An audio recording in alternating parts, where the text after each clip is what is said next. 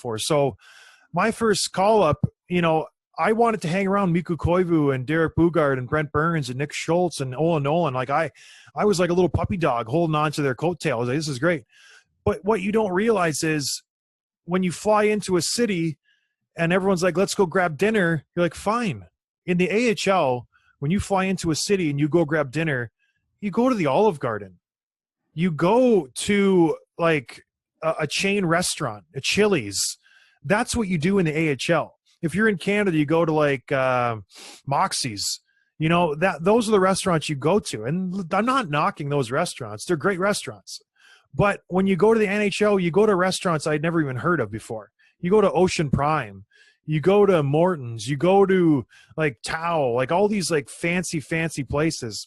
And so I remember walking into a place in New York I had never heard of before. Eric Belanger set it up. And we have a private room. We go in there. And I open up the menu. And this is the first time I've ever experienced this in my whole life where there was no prices on the menu. And I remember I leaned to somebody. And I was like, what? Why is there no prices on this menu? And the guy goes, if you have to ask that question, you probably shouldn't be here. And I was like, I know I shouldn't be here. What's going on?